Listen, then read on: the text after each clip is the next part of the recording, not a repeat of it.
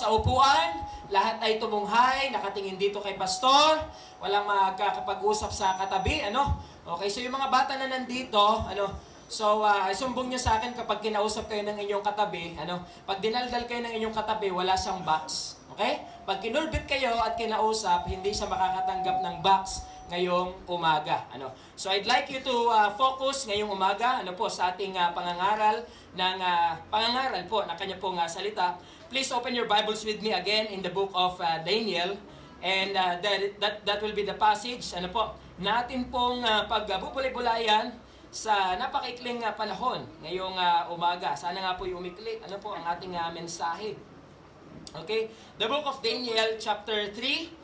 At say amen po kung nariyan na po ang lahat. Amen?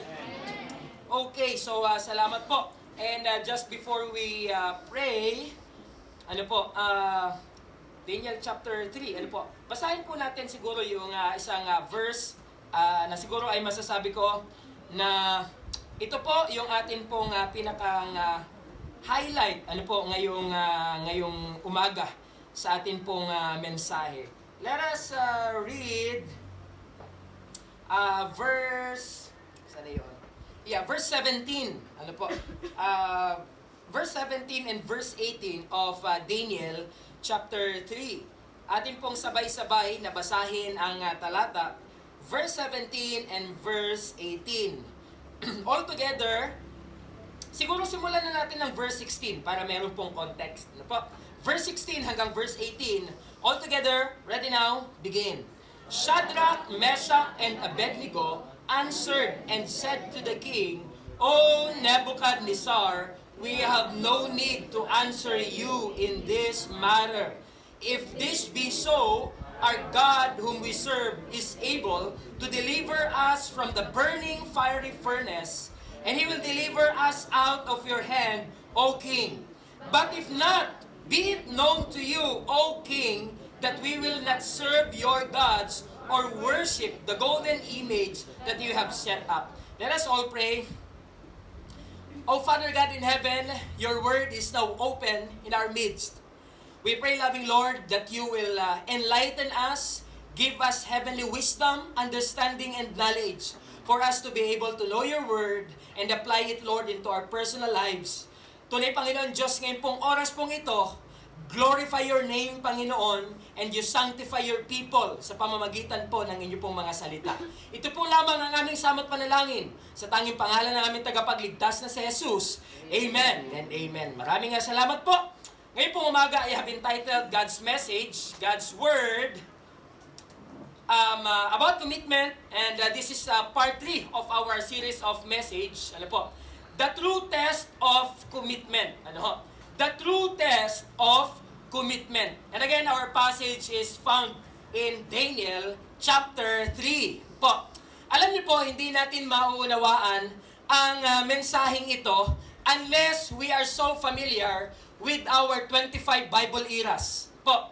Sapagkat kung hindi po natin naiintindihan, yun pong atin pong 25 Bible eras, at kung atin po itong first time lamang mababasa, mahihirapan po tayo sapagkat wala po tayong context. Ano po? Kaya po, akin pong gagawin, ano po, to begin with in our message ngayon pong umaga pong ito, ano po, ay nais ko po munang bigyan po ng background, yun pong Book of Daniel. Ano po? So to those of you who are not yet familiar with our 25 Bible eras, ano po, akin pong ikukwento ng sandali, ano po, ng maikli, kung ano ang nangyari nun pong mga panahon po ni Daniel. Ano po? So, by the way, Daniel is one of the prophets. Ano po? For your information. Si Daniel po ay isa sa mga propeta na meron po tayo doon po sa Old Testament. And Daniel is not only one of the prophets, ano po, Daniel is one of the major prophets that we have in the Old Testament. Ano? Apat naman ang atin pong major prophet in the Old Testament. We have Isaiah, Jeremiah, Ezekiel, and we have Daniel. Ano po? And the rest of the prophets ay ito po tinatawag po nating mga minor prophets. Ano po? Magpasimula po kay Hosea hanggang kay Malakay. Ano po? Now si Daniel, sino siya? Isang propeta At ano ang nangyayari nun pong kanyang kapanahunan upang sa ganon ay maintindihan po natin yung context na ating pag-aaralan ngayong umaga. Ngayon po, if you are not familiar sa history o sa kasaysayan po ng bansang Israel, alam niyo po ang Israel, dahilan po sa paulit-ulit na kanila pong mga pagkakasala, dumating sa panahon na ang bansa pong Israel ay hinati po ng Diyos. Ano po? So that will be the era of division. Ano po? Sa atin pong 25 Bible eras. Ano po? Hindi po sila tumitigil sa paggawa ng kasalanan simula pa nung panahon na sila ay lumabas ng Egypt, ano po, hanggang sa sila po ay makapasok sa lupang pangako. Sa galit at puot ng Diyos, ano po, ay kanya pong hinati ang bansang Israel sa dalawang kaharian. Ano? That's why meron po tayong tinatawag na Northern Kingdom. Ano? Binubuo ito ng ilang tribes. 10 tribes, ano po? At meron tayong Southern Kingdom na ito po ay binubuo ng dalawang tribes, ano po? At particularly, yun po ang tribo ni Judah at saka po ni Benjamin. Ano po? So, that is history. Po. At nung time na hinati po ng Diyos ang kaharian po ng Israel sa dalawang kaharian, alam niyo po ba na ang mga anak ng Diyos, ang bayan ng Israel, ay hindi pa rin po tumigil sa paggawa ng kasalanan. Bumabalik pa rin sila sa kanilang idol worship syndrome. Ano? Okay? Yun ang problema nila sa kasaysayan po ng kanilang bansa. Hindi sila tumitigil sa kanila pong pagsamba sa Diyos, Diyosan. Ano po? Kaya po nung pong time na yon, ano po, bukod sa hinati po ng Diyos sa dalawang kaharian ang bansang Israel, ano po, pinarusahan po uli sila ng Diyos, ano po, at dito po papasok yung era ng exile. Ano? Yun pong Northern Kingdom na binubuo ng 10 tribes, ano po, ng Israel, sila po ay nasakop ng bansang Assyria. Ano? So nilusob po sila ng Assyria, ano po? At ang sabi po sa kasaysayan, sila po yung lahi ng mga Israelita na nangalat sa iba't ibang lupalop po ng mundo. Ano po? At alam niyo po ba hanggang ngayon, hindi pa rin po silang lahat nakakabalik. Ano po? At ang isa sa ginamit ng Panginoong Diyos na senyales sa kanya pong muling pagbabalik. Ano? Sinabi po sa propesiya sa Old Testament, kapag nakikita na natin at nababalitaan na natin na yun pong 10 tribes ng Israel na nagkalat nung time na sinakop ng Assyria ang Northern Kingdom, ang palatandaan na muli nang babalik ang Panginoon, mababalitaan natin na sila po ay unti-unting babalik doon po sa kanilang bayan. At alam niyo po ba, nung time nung COVID-19, 2019, ano po, malaki ng percentage ano po, ng mga Israelita ang nakabalik na doon po sa lugar ng Jerusalem. Although hindi pa lahat. Ano po, at ang according to statistics, ano po, habang tumatagal, ay dumadami po yung percentage, ano po, ng nakakabalik doon po sa Jerusalem. Sa Southern Kingdom, ano po ang nangyari, Pastor? Kung ang Northern Kingdom ay nasakop po ng bansang Israel, ang Southern Kingdom naman po ay nasakop po ng bansang Assyria, yun pong Northern Kingdom. Ang Southern Kingdom naman po ay nasakop po ng bansang Babylon. Ano po? Babylon. Yung pong Assyria ay nasa northern part ng Israel. So if you are familiar sa atin pong mapa, sa Canaan, ano po, yan po yung bansang Israel, at sa northern part po niya, nandyan yung Assyria, ano po. At dito po sa bandang east, ano, kung kayo po ay titingin, okay, nandyan po yung bansang Babylon. And the modern day Babylon, ano po, ito na po yung bansang Iraq. Ano, kaya po pag narinig nyo yung nation po na Iraq, during the Bible times, yun po yung Babylon. Ano po? At yun naman pong Persia is the modern day Iran. Very, very sikat sa kasalukuyan sapagkat alam po natin na ang kalaban po ng Israel at Amerika ngayon ay Iran. Noon pong Bible times, ang Iran, ang pangalan po dati ay bansang Persia. Ano? So that is for your information. Ano ngayon ang nangyari nung pinarusahan ng Diyos ang mga Hudyo sa pamamagitan po ng Babylon? Sinalakay po sila. Ano po? Naaalala niyo po ba kung paano ginawa ni Solomon yung pong temple dun sa Jerusalem? Ano? Napakagarbo ng pagkakagawa ni Solomon dun po sa temple. At ang sabi po ng Biblia, yung temple na yon, yung loob po ay nababalot po ng mga ginto. Ano? Na nung time na nasinalakay po ng Babylon ang Jerusalem, kasama po sa kanilang winasak ay yun pong temple na binuo ni King Solomon. Ano po?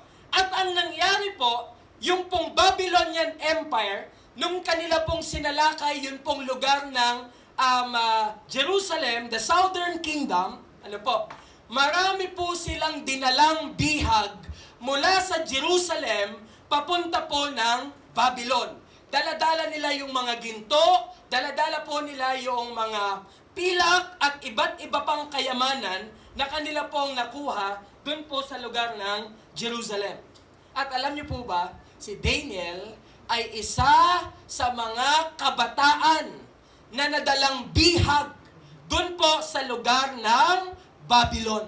Okay? Hindi pa masyadong marami yung unang batch na kanila pong dinala sa Babylon, ano po, na nung time po na sinalakay po ng Babylon ang Southern Kingdom. Ano po? Bakit si Daniel ay isa sa mga kabataan na dinalang bihag sa lugar po ng Babylon? According to the Bible, Daniel chapter 1, kung iatin po nga pag-aaralan, si Daniel po ay una kabataan.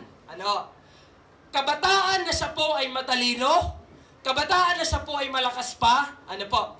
At siya po ay kabataan na kanila pong mapapakinabangan sa kanilang bansa doon po sa Babylon. At kasama ni Daniel na nadalang bihag doon po sa Babylon ay yun pong kanyang tatlong kaibigan. At yan po yung atin pong binasa sa Daniel chapter 3, ano po, tungkol po kay Shadrach, kay Meshach, at saka kay Abednego. Ano po? So ilang kabataan yung dinalang bihag sa Babylon? 4. Ano? Si Daniel, si Shadrach, si Meshach, at si Abednego. Kaya sila dinalang bihag doon, sila po'y matatalino, sila po'y malalakas, ano po? At sila po ay hustong mapapakinabangan po ng hari ng Babylon, kaya po sila ay dinalang bihag sa lugar po ng Babylon. Now, nung sila Daniel, Shadrach, Meshach, and Abednego ay nasa lugar na po ng Babylon, alam naman po natin na ang Babylon ay merong ibang kultura. Meron po silang ibang paniniwala at meron po silang ibang paninindigan. Sila ay sumasamba sa mga Diyos-Diyosan. Sila ay merong iba't ibang kultura ng pagsamba sa Diyos. Ano po? At sila po ay taliwas ang paniniwala, ano po, sa paniniwala po ng mga Hudyo o ng mga Israelita. Ano ang nangyari doon po sa passage na atin pong binasa sa chapter 3? Akin pong ikukwento yung pong buod na lang, sapagkat tayo po ay aabutin ng matagal kung atin pong i-verse by verse pa rin ito pong chapter 3. Ano po ang nangyari dito? That time, ang hari po ng Babylon ay si King Nebuchadnezzar. Sino nga po ang hari ng Babylon that time? King Nebuchadnezzar. Ano po? Alam niyo po sa chapter 2 ng Book of Daniel, ano po? Meron pong pangitain na si Nebuchadnezzar ay napakataas, napakatayog. Ano po?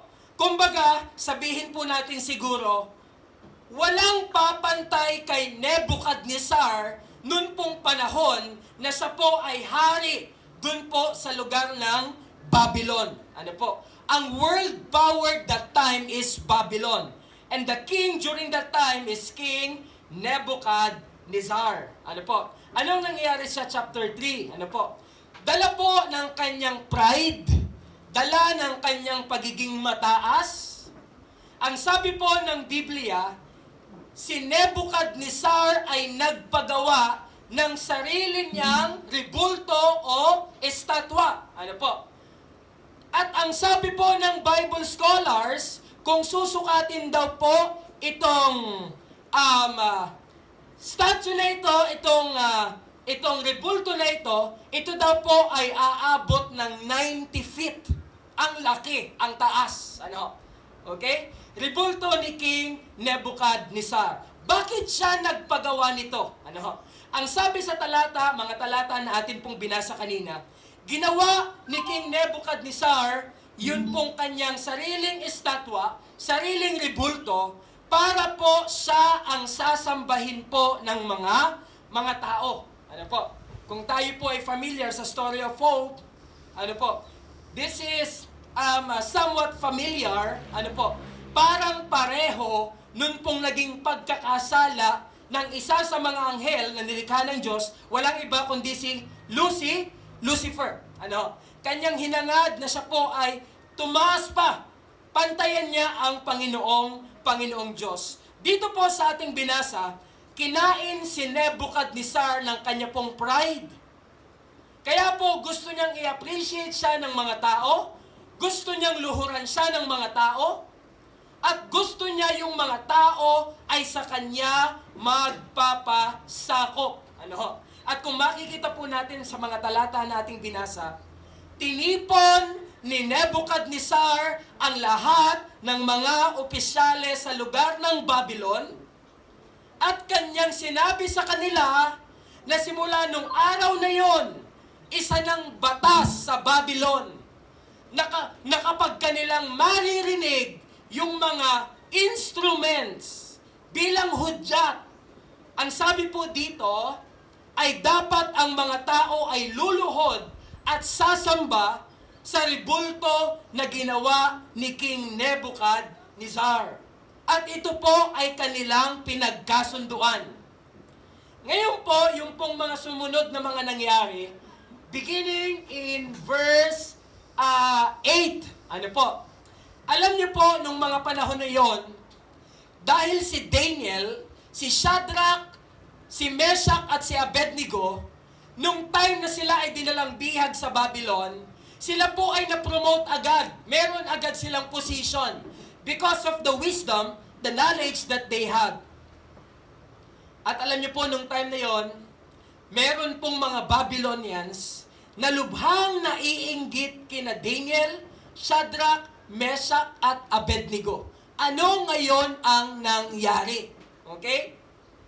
Itong mga taong ito na naiinggit kay Shadrach, Meshach at Abednego, kanilang isinumbong kay King Nebuchadnezzar na sila ay hindi lumuluhod at sumasamba dun po sa estatwa sa rebulto na ginawa ni King Nebuchadnezzar. Kaya't sabi po sa talata, sa galit po ng hari, kanyang ipinatawag si Shadrach, si Meshach, at si Abednego. That time po, wala dito si Daniel. I do not know why. Pero in chapter 3, mapapansin po natin na hindi na po kasama si Daniel dyan po sa story. And we do not know kung nasan pong lupalop si Daniel during that time. Kaya po si Shadrach, si Meshach at si Abednego ay iniharap po sa hari. At ang sabi ng hari, totoo ba na nung tumunog ang mga instrumento ay hindi kayo lumuhod at sumamba sa estatwa rebulto na aking ginawa? Ang sabi ng tatlo ni Shadrach, Meshach at Abednego, O King Nebuchadnezzar, hindi namin kailangang sumagot sa iyo sa bagay na yan. Alam niyo po kung bakit? Ano? Si Shadrach, si Meshach at si Abednego, meron sila nung tinatawag natin sa salita na tinatawag nating paninindigan. Amen po? Amen. At yung kanilang paninindigan ay nag-uugat dun po sa kanilang commitment sa atin pong Panginoong Diyos. Kaya't ang sabi ni Shadrach, Meshach, and Abednego, O King, we do not need to answer you in this matter. Wala kaming pananagutan sa iyo. Sa isip ni Shadrach, Meshach, and Abednego, wala kang pakialam kahit hindi kami sumamba sa rebulto na ginawa mo. Because in their minds, alam po nila na meron pong nag-iisa, tunay at buhay na Diyos sa langit na naghahari magpakailanman. Amen po?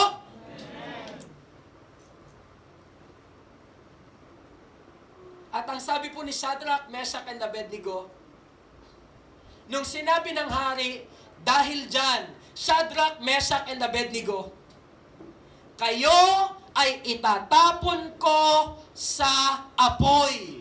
Yun pong burning fiery furnace na tinutukoy po doon. Alam niyo po yun kung ano po yun? Yun po sa term natin ngayon, kung tawagin, ito po yung tinatawag nating pugon. Pugon. Ano? Ang pugon, ayan po yung lutuan. Na yan po ay ginagamit ng mga tao nung unang panahon. Alam niyo po ba ang nangyari? Nung sabi ni King Nebuchadnezzar, kayong tatlo, Shadrach, Meshach, and Abednego, dahil hindi kayo sumunod sa batas na aking ipinatupad, parurusahan kayo at itatapong kayo sa naglalagablab na apoy na horno. Sabi ni Shadrach, ni Meshach at ni Abednego, our God is able to deliver us. Gusto naming malaman mo, King Nebuchadnezzar, na ang Diyos na meron kami, ang Diyos na aming sinampalatayanan at pinaglilingkuran, kaya niya kaming iligtas mula sa kapahamakan, mula sa apoy na pagtatapunan mo sa amin.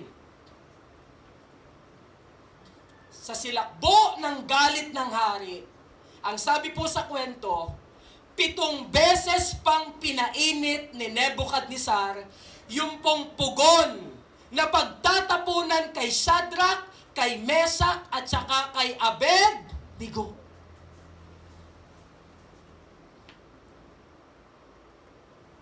Kahit ang sabi ni Shadrach, Meshach, at Abednego, O King Nebuchadnezzar, we do not need to answer you in this matter. Our God is able to deliver us. Pero ito yung nakakatuwa. Ang sabi ng tatlo, kaya kaming iligtas ng Diyos. Pero ang nakakatuwa sa kanilang statement, ang sabi doon, but if not, look at verse 16. Verse 18, I mean.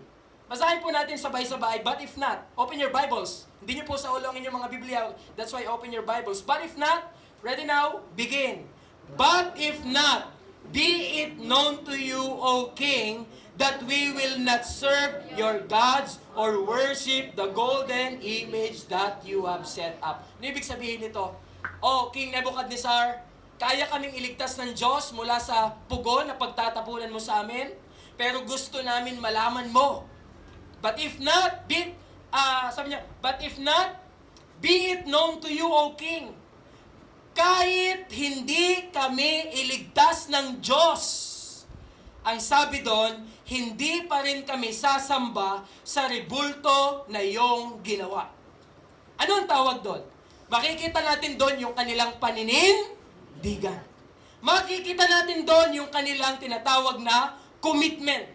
Yung kanilang pagtatalaga ng kanilang buhay sa Panginoon. Kaya sabi nila, kaya kami iligtas ng Diyos. Pero gusto naming malaman mo, Nebuchadnezzar, kahit pabayaan kami ng Diyos, kahit hindi kami iligtas ng Diyos at mamatay kami sa pugon na pinainit ng 7 beses, gusto naming malaman mo, Nebuchadnezzar, na hindi pa rin kami yuyukod at sasamba. The story goes on. At ang sabi po sa kwento, nun pong dinakip na at iginapos na po yung tatlo, ano po ang sabi po doon sa mga talata? Yung pong mga nagdala sa kanila sa sobrang init. Ano po? Sa sobrang init nung pong pugon, ang sabi po sa verse 20, basahin po natin yan, and he ordered, ready now? Begin. And he ordered some of the mighty men of his army to bind Shadrach, Meshach, and Abednego, and to cast them into the burning fiery furnace. Verse 21, then these men were bound in their cloaks, their tunics, their hats, and their other garments, and they were thrown into the burning fiery furnace. Because the king's order was urgent and the furnace overheated, the flame of the fire killed those men who took up Shadrach, Meshach, and Abednego. Alam niyo yung mga tao na dumakip kay Shadrach, Meshach, at Abednego? Na nagtapon sa kanila dun sa apoy. Sa sobrang init nung apoy, sila daw lahat ay namatay. Ganun po kahirap. At ang sabi po dito, nung si Shadrach, Meshach at Abednego ay itinapon na dun sa apoy, 7 beses na pinainit nung pong hari. Sinilip ni Nebuchadnezzar at napansin niya, si Shadrach, si Meshach at si Abednego ay merong kasama. Nagtaka siya ngayon. Kaya ang sabi niya dun sa mga tao, hindi ba 3 lamang ang inilagay natin dun sa pugon? Pero bakit tila 4 yung aking nakikita at tila hindi sila nahihirapan dun sa apoy na pinagdalhan sa kanila? Mamaya po, I'll be explaining to you sino yung isa na kasama ni Shadrach, Meshach, and Abednego. At nung nakita po ng hari, nakamangha-mangha at napakapambihira ng pangyayaring ito, kanya pong iniutos na si Shadrach, Meshach at Abednego ay ilabas mula dun sa pugon. At ang sabi doon, pinuri ni Nebuchadnezzar ang Diyos na sinampalatayanan ni Shadrach, Meshach at Abednego at kanyang ipinatupad simula nung araw na iyon na walang anumang gagawin o sasabihing masamang salita sa Diyos na sinasamba ni Shadrach, Meshach at Abednego at walang ibang Diyos na kikilalanin kundi ang Diyos ng Israel. Ngayon pong umaga pong ito, atin pong sasagutin yun pong tanong na, how can we know if our commitment is true? Paano natin malalaman kung ang ating pagtatalaga ng buhay, ito ay totoo? Ito ay genuine. Hindi ito peke. Paano natin ito malalaman? Ngayon pong umaga, let me just share to you, dalawa na pwedeng magiging test ng atin pong commitment kung ito po ay totoo o kung ito po ay hindi mula sa Daniel chapter 3. Number 1. Basahin po natin. Ready now? Begin. The true test of commitment is not when you are in the church. It is when you are in the world. I'd like us to read that once again para mayroon pong emphasis. Ready now? Begin. The true test of commitment is not when you are in the church. It is when you are in the world. Anong ibig sabihin po niyan? Si Shadrach, si Meshach, at si Abednego ay sinubok sa kanilang paninindigan, hindi po sa lugar na kanilang sinilangan, kundi sa lugar na sila po ay tinatawag na mga dayuhan. Alam niyo ba ang atin pong paninindigan? Bilang mga Kristiyano, hindi po ito totoong masusukat kapag po tayo ay magkakasama sa loob ng iglesia. Ang atin pong commitment ay tunay na masusukat kapag po tayo ay nasa labas na ng church, kapag po tayo ay nasa sanlibutan, nakikibaka at nakikipaglaban. Diyan po masusubok ang commitment po natin. Si Shadrach, si Meshach at si Abednego, nasan silang lugar that time? Wala sila sa kanilang hometown. Wala sila sa Jerusalem. Wala sila sa Israel. Nasa lugar po sila ng Babylon. At kapag sinabi mong nasa ibang lugar, ang ibig sabihin nito, iba ang tao, iba ang kultura, iba ang sistema, iba ang paniniwala, at iba ang kanilang mga prinsipyo. Madali lang siguro kay Shadrach, Meshach at Abednego na huwag sumamba sa Diyos-Diyosan kung sila ay nasa Israel. Alam niyo po kung bakit? Ay dahil sadya namang hindi sila sumasamba sa Diyos-Diyosan. Sadya namang ang sinasamba ng Israel ay yung Diyos na lumikha ng langit at ng lupa.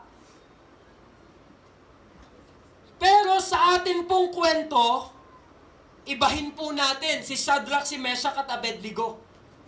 Nanindigan sila na huwag sumamba sa rebulto na ginawa ni Nebuchadnezzar sa lugar kung saan sila po ay mga dayuhan.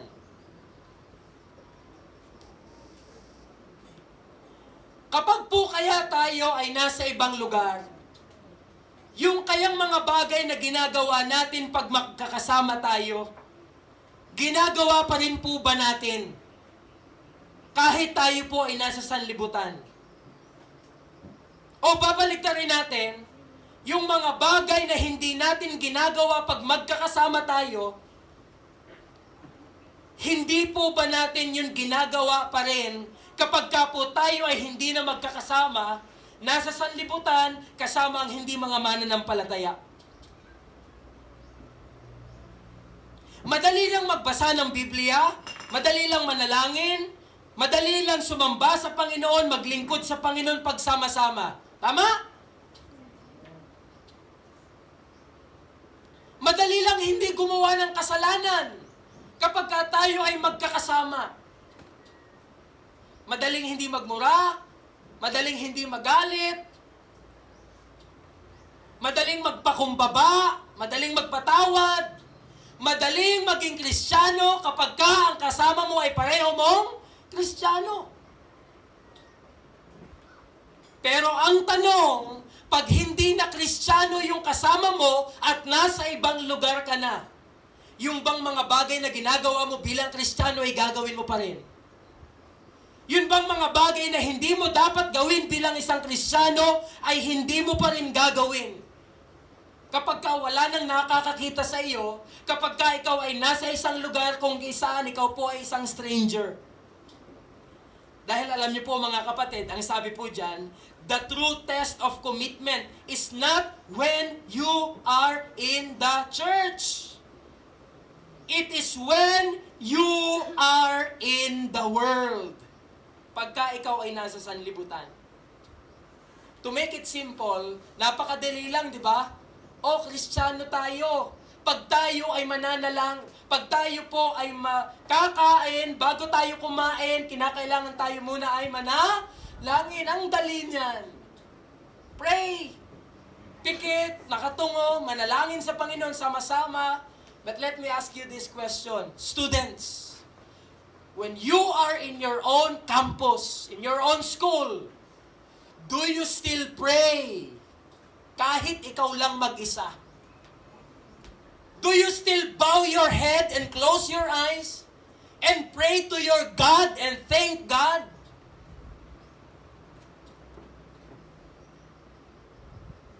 O ikaw yung tipo na estudyanteng Kristiyano, kapag ka magkakasama, kasama ang kapwa mananampalataya, o sige, pray tayo bago kumain. Pero kapag ka nasa labas na, ayaw ipakita na sila ay Kristiyano, nahihiya. Meron namang iba nag-pray nga. Nasa isang lamesa, kasama yung mga kaklase, siya lang yung mag-isa yung Kristiyano, pero hindi siya proud sa Diyos na kanyang sinampalatayanan at nahihiya siya. Kaya yung pray niya, thank you Lord in this food, in Jesus' name, Amen. There's nothing wrong with that prayer. Pero kung pinaikli mo yung iyong pananalangin dahil nahihiya ka, dun sa mga kasama mong hindi mananampalataya, na iisipin nila na ikaw ay nababaliw, ikaw ay nasisiraan ng ulo. Mga kapatid, wala kang commitment, wala kang tunay na loyalty, devotion, and love sa Panginoon. I remember Brother Tupe, na nung sila po ay nakatira pa sa Bakungan, at siya po ay nagtatrabaho pa doon po sa Gilingan. Doon po sa Gilingan, isang tanghalian, magkakasama sila nung kanyang mga kasamang nagtatrabaho na sila po yung mga hindi mananampalataya. Si Brother Tupe, before siya kumain, of course, bilang isang mananampalataya, siya ay nanalangin. Siya ay umubob, siya ay tumungo, siya ay nanalangin sa kanyang Diyos na hindi maikling panalangin, kundi mahabang panalangin, na nanotice yun, nalaman yun, nakita yun ng kanyang mga kasamaan sa trabaho. The time na siya po ay tumunghay, kita nung kanyang mga kasamahan na siya ay nanalangin. Sabi, baka lumampas na sa langit si Brother Tupe. Ang sabi, natutulog daw si Tupe. Bakit ka matutulog? Kakain na. So the question is, if you are a Christian na meron kang commitment, meron kang paninindigan, ang totoong test ng commitment mo, ng pagiging Kristiyano mo, ay hindi kung kailan kasama mo ang kapwa mo, Kristiyano. Ang tunay na test ng pagka-Kristiyano mo ay kapag kahalubilo mo na ang hindi mga Kristiyano. Gagawin mo pa rin ba yung mga bagay na ginagawa mo kapag ka ang kasama mo na ay mga hindi mananampalataya? Hindi mo pa rin ba gagawin yung mga bagay na hindi mo dapat gawin bilang isang Kristiyano kapag ka ang mga kasama mo na ay mga hindi mananampalataya? Kung si pastor ay pupunta sa inyo at magkaroon po ako ng biglaang pagbisita sa inyo po isa-isa, surprise visit. Ano kaya kung gawin ko yun? Surprise visit.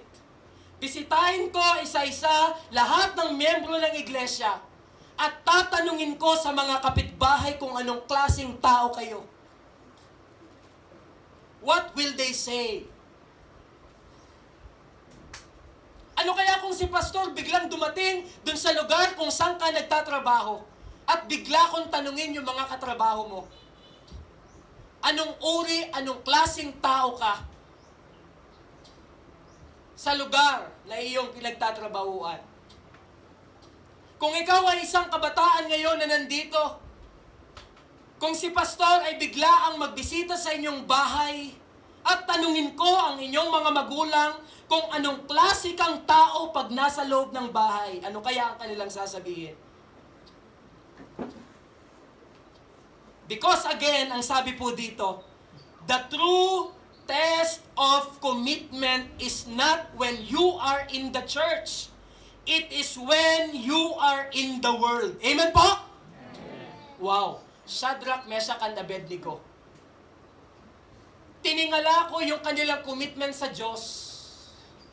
Dahil nakita ko, nasang lugar ba sila nung time na sila nanindigan? Dayuhan po sila doon. Kung tutuusin, madali na lang sana sa kanila na sila ay makiayon na lang. Lahat ng tao sumasamba sa ribulto ni Nebuchadnezzar. Kami na lang ang natira. Gagayanin na din lang namin, baka kami ay ma-out of place. Pero anong sabi doon? They stood. They remained faithful to our living God. And this is our thought for today. Basahin po natin yan. Ginawa ko na lang Tagalog for us to easily understand. Ang tunay na Kristiyano, ang tunay na paninindigan, ready now? Begin. Ang tunay na paninindigan ay hindi makikita kapag kasama mo ang kapwa mo Kristiyano, sapagkat pareho kayo ng paniniwala at prinsipyo.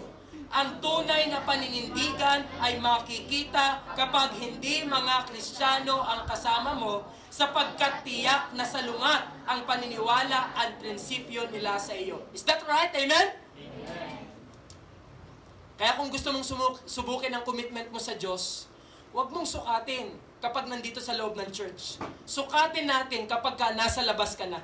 Kapag nasa school ka na, pag nasa trabaho ka na, kapag nasa bahay ka na. Yung mga mag-asawahan kaya dito, paano kaya kung bigla kong kausapin yung inyong asawa at tanungin ko sa inyong mga asawa kung anong ugali na meron kayo, kung anong ugali o trato na meron kayo sa kanila? What will they say? Hello? Kung si pastor kaya sa mga adult na nandito, na may mga asawa, mag-surprise visit ako sa inyo at tanungin ko ang asawa ninyo, paano ka itrato ng asawa mo at anong klaseng tao siya sa loob ng tahanan na ito. Masasabi kaya nila na ang inyong asawa ay espiritual, nangunguna para ilapit kayo sa Diyos, nakikita sa Kanya ang buhay ni Kristo?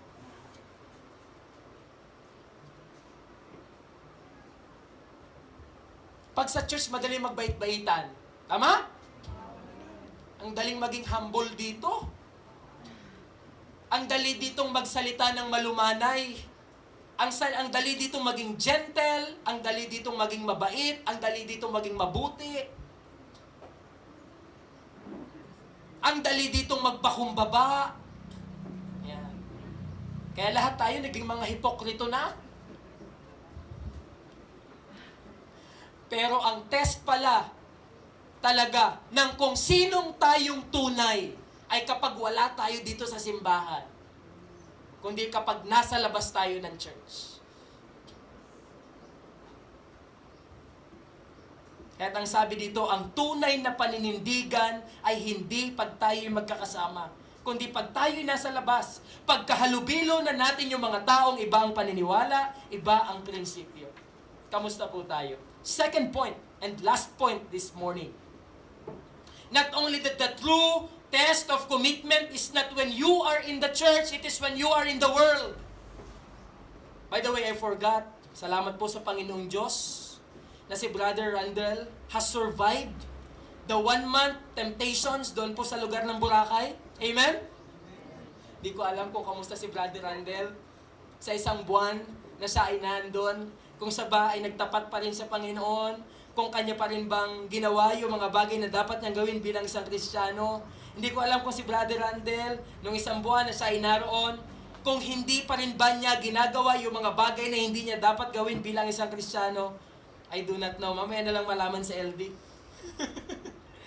But our second point this morning, the true test of commitment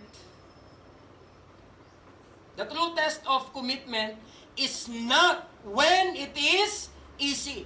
It is when it is hard. Basahin po natin yan. Ready now? Begin. The true test of commitment is not when it is easy. It is when it is hard. Ang tunay na test ng ating commitment, kung yan ay totoo, ay hindi po sa panahon na madali lang, kundi ang tunay na test ng atin pong commitment ay makikita sa panahon na pinakamahirap. The hardest times. Huwag mong sabihin na committed ka sa Panginoon kapag kasagana ka, kumakain ka na masarap, marami kang pera, marami kang sasakyan, everything na nangyayari sa iyo, umaayon sa gusto mong mangyari. Huwag mong sabihin committed ka sa Panginoon. Lord, I'm committed to you. Oh, I have money, I have cars, I have houses, lands, I have beautiful wife, husband, handsome na husband. I have all, Lord. I am committed to you. No, huwag mong sabihin yan. Ang tunay na test ng commitment ay hindi sa panahon ng madali. Ang tunay na test ng commitment ay yung sitwasyon na pinakang mahirap. Kung walang pera, walang bahay, walang sasakyan, mahirap ang buhay. Yung mga nangyayari sa iyo ay hindi umaayon sa gusto mong mangyari. Magtatapat ka pa rin ba sa Diyos? Sasamba ka pa rin ba sa Diyos? Magpapatuloy ka pa rin ba sa Diyos? Because brothers and sisters in the Lord, dyan po tunay na matetest ang iyong commitment. Madali lang sabihin na, Lord, I'm committed to you. Kapasa ka sa exam, ikaw ang pinakamatalino sa lahat, nag-top ka, laki ng sahod mo, kakapunta ka sa kung saan-saan, it's easy. Pero kung wala ang lahat ng yan, dyan po masusukat ang tunay na pagtatapat mo sa Panginoon. Some reasons why it was hard for the 3 friends to make a stand or commitment. Let me give you 3 reasons. Alam niyo kung bakit mahirap? Kay Shadrach, Meshach, and Abednego, na sila po ay manindigan sa Diyos noong pong mga panahon na yon. Bigyan ko kayo ng 3 dahilan. Una, sila po ay mga dayuhan. At ang sabi dyan, ano po, ito ay nangangahulugan na sila ay mas kakaunti kumpara sa mga taga-Babylonia. Yan ang unang dahilan kung bakit mahirap manindigan nung mga panahon na yon ni Shadrach, Meshach at Abednego. Kukunti naman sila doon. At katulad ng sinabi ko kanina, pwedeng sinabi nila sa kanilang isip, makikisabay na lang din kami sa Agos.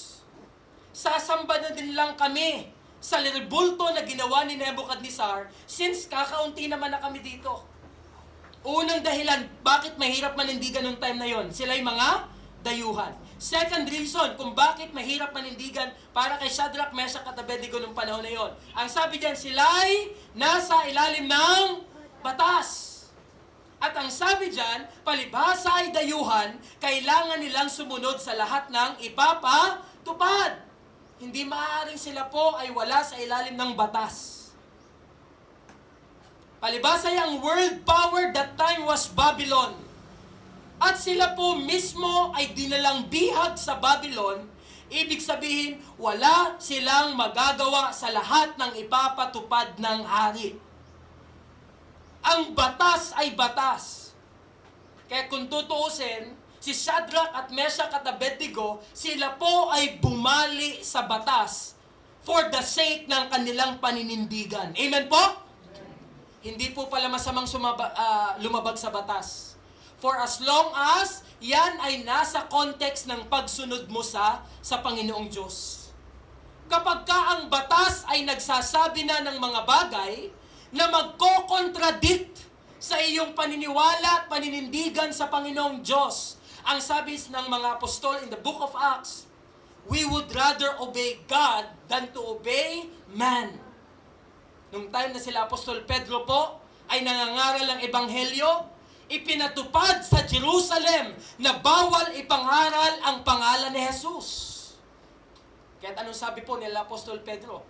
We would rather obey God than men.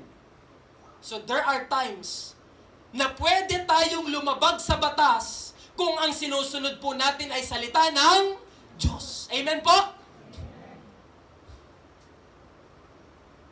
At yan po ang nangyari nung time na yon. Sila'y nasa ilalim ng batas, sila'y mga dayuhan.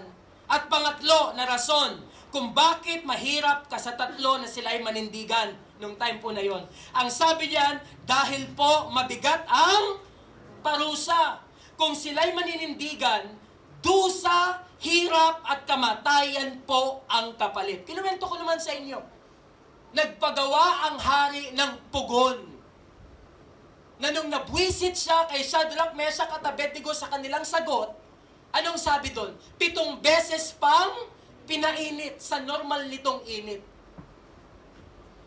Siguro kung ako ang isa doon, halimbawa ako si Shadrach, o sige sa una maninindigan kami, maninindigan ako. Hindi kami sasamba sa iyong rebulto.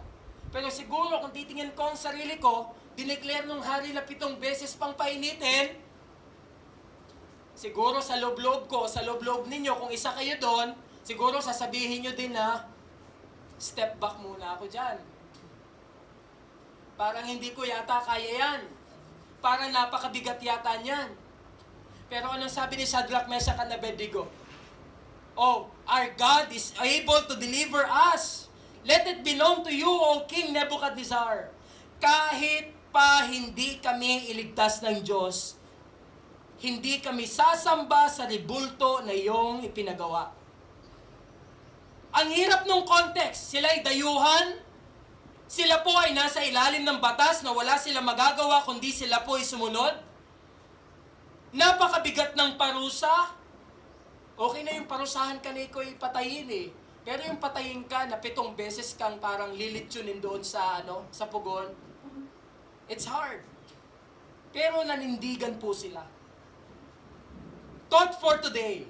At siguro po ito ang aking iiwanan po sa inyo pong lahat, sa ating pong lahat ngayon. Basahin po natin. Madali lamang, ready now, begin. Madali lamang ang manindigan kung ang kapalit ay hindi masyadong mabigat o mahirap.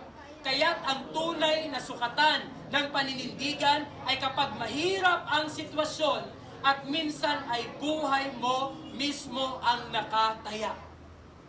Say amen if you agree.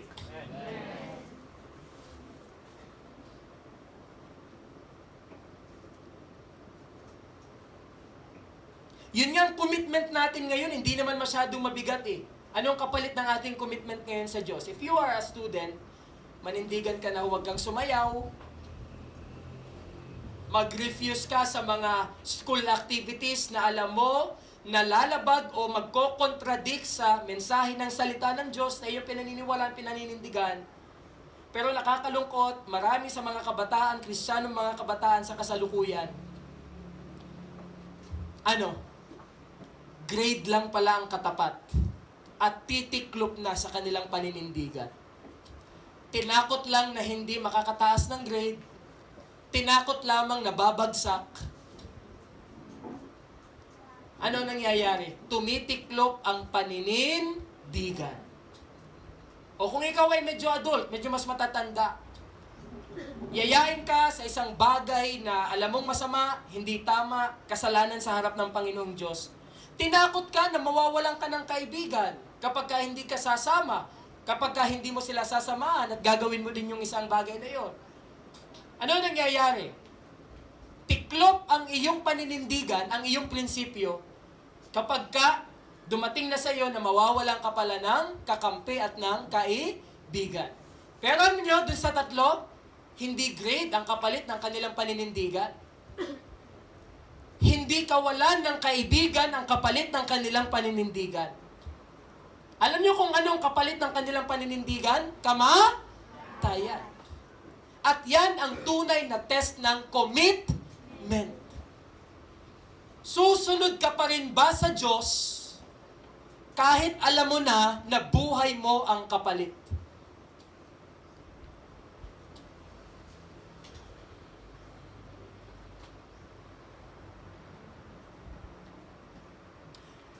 Paano pinagpala ng Diyos si Shadrach, Meshach at Abednego dahilan po sa kanilang paninindigan sa Panginoon? Results of the three friends' commitment to God. Ano ang naging bunga, resulta ng kanilang pagtatalaga sa Diyos? Number 1, pambihirang kaligtasan. Ang sabi dito, ang makaligtas mula sa hurno o sa pugon na 7 beses na pinainit ay isang napakapambihirang karanasan. Amen po? Hindi po yon pangkaraniwan. Ipinakita ng Panginoon kay Shadrach, kay Meshach, kay Abednego, kapalit ng kanilang paninindigan sa Kanya, sabi doon ay deliverance o kaligtasan. Pangalawa, presensya ng Diyos. Sabi diyan, hindi 3 ang nakita ng hari nung sinilip niya sa pugon. Bagkus ay 4 na tila naglalaro sa apoy sa halip na nagdurusa. Alam niyo po kung ano po yung nakita? Ito ay presensya ng Diyos na sumama sa 3 magkaibigan. Meron 2 views ang mga commentators or Bible scholars po dito. Yung ibang mga commentators, sila po'y naniniwala na yun po ay literal na angel na nakasama ni Shadrach, Meshach at Abednego na nakita po ni King Nebuchadnezzar. At sa iba namang panig, ay mga commentators, which is sa kanila ako pumapanig. Naniniwala po sila na yan na po ay yung pong tinatawag na pre-incarnate presence of Jesus in the Old Testament. Sa theology, ito po ay tinatawag naming theophany. Theophany. Alam naman po natin na sa Bible, sa New Testament pa lumabas si Jesus, tama po? Yeah. Pero in the Old Testament, meron po siyang mga theophanies. Meron po siyang mga pre-incarnate appearances. Kaka-Bible reading lang po natin. Bible character of the week natin noong nakarang week ay si Lot. Nung si Abraham at saka si Sarah ay nasa kanila pong bahay, merong dumating na 3 bisita. Alam niyo bang hindi lang yung basta tao? Yung 3 bisita po ni Abraham Yun po ay theophany. Theophany of God the Father, God the Son, and God the Holy Spirit. Kaya paano siya kausapin ni Abraham? Tinatawag ni Abraham yung kanyang mga bisita na L-O-R-D. Lord. At nung yung dalawang bisita, naiwan yung isa kay Abraham Yung dalawang bisita pumunta sa bahay naman ni Lot. Dahil nagwa-warning na sila na wawasakin na ng Diyos ang Sodom and Gomorrah. Bakit ang gustong ibigay ni Lot ay yung mga anak niya sa halip na yung dalawa niyang bisita? Naalala niyo yung story? Nung nalaman ng mga taga Sodom and Gomorrah, mga bakla at mga tomboy, na may bisita si Lot sa loob ng bahay, sumugod sila sa bahay ni Lot. Nilagabog yung bahay, kinatok yung bahay. Alam niyo kung anong gusto nilang mangyari? Gusto nilang makipagtalik dun sa dalawang bisita ni Lot. Ganyang katindi ang Sodom and Gomorrah that time. Huwag niyong isipin na ang mga LGBTQ ay problema lang sa kapanahunan. Nung una pang panahon ay marami na ang bakla at tomboy. Doon pa sa panahon ng Sodom and Gomorrah. Bakit ang gustong ibigay ni Lot ay yung kanyang mga anak kahit gahasahin pa daw sa halip niyo mga bisita? Kasi naandun po ang reverence ni Lot. He knew it. Kaya ang tawag niya din dun sa dalawang bisita nung dumating ay Lord. So, yun pong stories na yon ay one of the examples of theophany.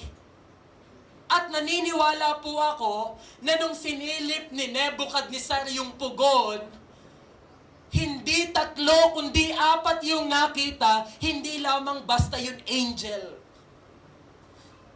That is a theophany, the pre-incarnate appearance of Jesus in the Old Testament.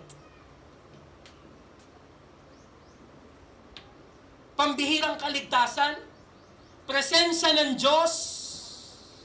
Pangatlo, buong pag-iingat. Yan po ang naranasan po ng 3. Shadrach, Meshach, and Abednego. Buong pag-iingat. Ang sabi po dyan, hindi man lang nasunog ang buhok nila at hindi man lang nangamoy usok. Wow! Galing ka sa pugon. Imagine na, parang malaking oven, nilagay ka doon, pagkatapos 7 beses kang pinainit yung apoy doon, tapos ang sabi sa Bible, hindi man lamang daw nasunog yung kanilang mga buhok. Hindi man lamang nasunog yung kanilang mga damit. Hindi man lamang sila nangamoy usok. Anong ibig sabihin nun? Nandun yung buong pag-iingat ng Panginoon kay Shadrach, Meshach, and Abednego. Pang-4, hindi lamang pambihirang kaligtasan, hindi lamang yung presensya ng Diyos, hindi lamang yung buong pag-iingat ng Panginoon sa kanila. Pang-4 ay karangalan. Ano po ang sabi po dyan? Binigyan ng mataas na posisyon sa Babylonia ang 3 magkakaibigan. Mataas na po sila by position ng mga panahon na yun. At inelevate pa ng Panginoong Diyos. Yun pong place of honor ni Shadrach, Meshach, and Abednego.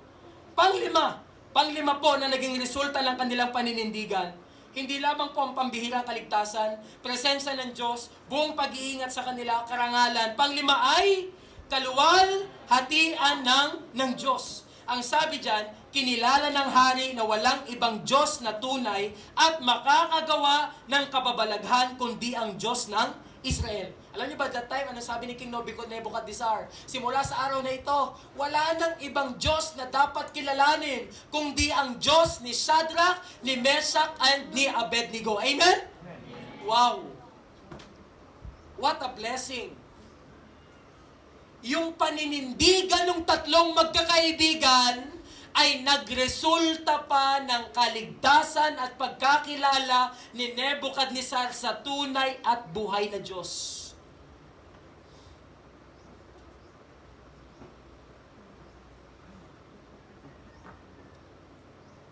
That's why in our commitment, in our stand, in our principles, huwag po tayong matakot sapagkat ang sabi dyan, ililigtas tayo ng Panginoon, sasamahan tayo ng Panginoon, iingatan tayo ng Panginoon, pararangalan tayo ng Panginoon, at mabibigyan siya ng kaluwalhatian kung tayo ay maninindigan. Amen?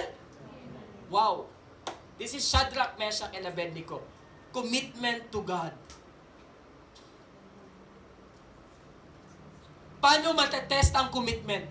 Number one, the true test of commitment is not when you are in the church. It is when you are in the world. Huwag mong sabihin na committed ka sa Diyos kapag ka ang mga kasama mo ay mga kapwa mo mananampalataya. Ang tunay mong paninindigan, kung meron man, ay masusubok kapag ka ikaw ay nasa labas, kahalubilo mo ang mga hindi mananampalataya. Amen? Pangalawa, the true test of commitment is not when it is easy. It is when it is hard. Huwag mong sabihin sa Panginoon, ikaw ay committed kapag ka nariyan ang mga blessing, kapag ka yung mga bagay na gusto mo ay umaayon sa iyong plano, mga bagay na nangyayari sa iyo ay umaayon sa iyong plano. Madali lang sabihin eh. Pagka meron ka mga blessings, yung mga bagay na plinano mo ay umaayon sa plano mo, sa kagustuhan mo, madali lang sabihin na, Lord, pinupuri kita, sinasamba kita at kinukumit ko yung buhay ko sa iyo. It's easy. Pero ang tunay na test ng commitment mo sa Diyos ay kapag nasa pinakamahirap na sitwasyon. Kapag ka wala, masyado yung mga pagpapala. Kapag yung mga nangyayari sa iyo ay tila ba salungat sa gusto mong mangyari at plano mo. Ang tanong, mananatili ka bang tapat sa Panginoon, maninindigan hanggang wakas?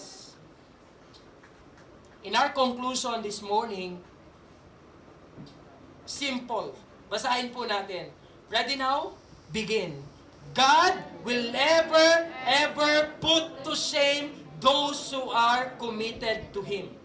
Ang Diyos ay hindi kahit kailanman ipapahiya yung mga anak niya na maninindigan sa Kanya. Amen po? Amen. Wow.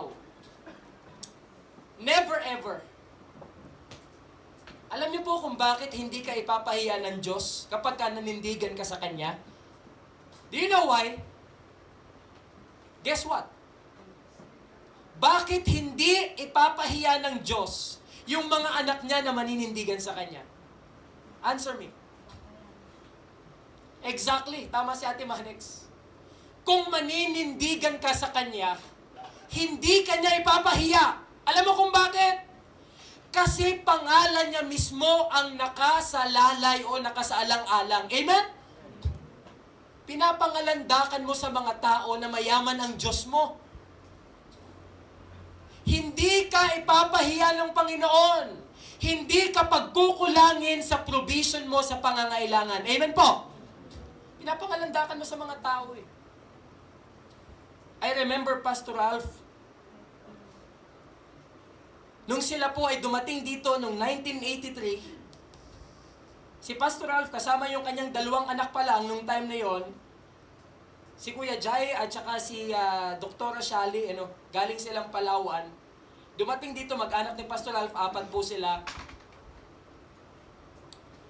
At wala silang anuman nung sila po ay dumating dito. Dumating sila dito sa Mindoro, wala silang bahay. Si Tita Malo, si Dr. Shali, at saka si Kuya Jai, silang tatlo po ay merong hepatitis pa. Naninilaw ang kanilang mga mata, payat na payat ang kanilang mga pangangatawan. Ang una nilang ulam nung dumating sila dito sa Mindoro, ay isang pirasong isda na pinaghati sa 4.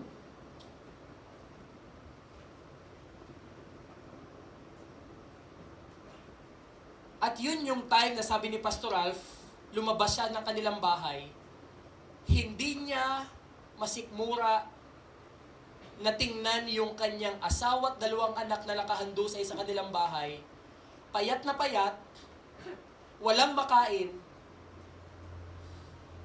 Ang ulam nila, nung una silang dumating dito sa Mindoro, ay isang pirasong isda na pinaghati sa 4. Hindi napigilan ni Pastor Ralph yung kanyang damdamin. He went out of their house at pumunta siya sa ilalim ng puno. At si Pastor po nakipag-usap sa Panginoon at sabi ni Pastor Ralph sa kanyang testimony, ito yung salita na binitawan niya sa Panginoon. Sabi niya sa Panginoon, Panginoon, ikaw ang nagsugo sa amin dito. Kung ang iyong lingkod, ang kanyang asawa at ang kanyang mga anak ay mamamatay sa gutom, sabi ni Pastor sa Panginoon, hindi ako ang mapapahiya dito kundi ikaw. Dahil ipinapangalandakan ko sa aking pagtuturo at sa aking pangangaral na tunay kang Diyos at hindi ka magkukulang sa mga anak mong nagtatapat sa iyo. Kaya't ang sabi niya sa Panginoon, kung kami ay mamamatay sa gutom, ang sabi ni Pastor sa Panginoon, pangalan mo ang mapapahiya dito.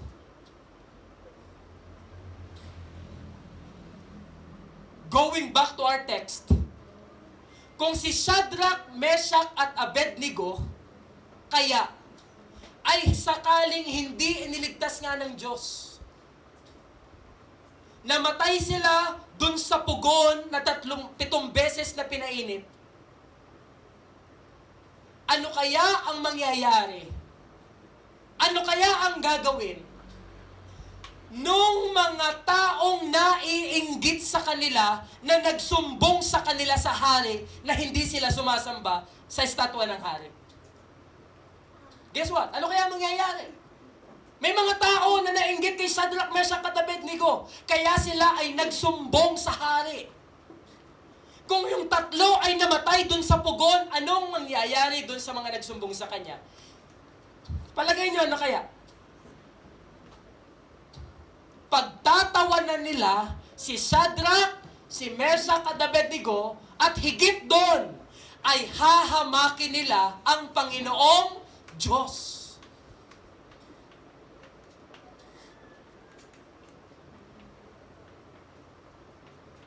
Kaya in our conclusion, ang sabi po dyan, God will never ever put to shame those who are committed to Him. Tandaan mo yan. Manindigan ka sa Diyos sa paniniwala mo sa Kanya, sa prinsipyo mo sa Kanya, sa paninilbihan mo sa Kanya. Dahil kahit kailan ay hindi ka ipapahiya ng Panginoon. Amen? The true test of commitment. It's not when we are together. It's when you are alone. When no one sees you. When no one is around you. The true test of commitment is not when the road is easy. It is when it is hard or difficult. God will never ever put to shame those who are committed to Him. Tayo pong lahat ay manalangin. O Panginoon, maraming salamat po sa inyong mga salita ngayong umaga. Salamat po sa buhay ni Shadrach, ni Meshach at ni Abednego. Thank you for the truths and for the principles of your word. Hindi po madali ang manindigan. At ang paninindigan nga po namin ay tunay na nasusubok. Kapag kami ay magkakahiwalay, kapag kami ay nasa sanlibutan, ang tunay na test ng aming pong commitment ay hindi sa panahon na madali, kundi sa pinakamahirap na sitwasyon ng buhay. Kaya tunay, Panginoon, bigyan mo kami ng genuine na commitment, Panginoon, sa iyo. Dahil ang sabi ng salita mo, hindi mo ipapahiya ang mga maninindigan para sa iyo. Salamat po sa iyong mga salita. Pagpalain mo ito sa aming mga puso. Ito po ang panalangin namin sa pangalan ni Jesus. Amen and amen. Maraming salamat po. At sa atin pong program, Pastor Jake, ano nga ang sunod?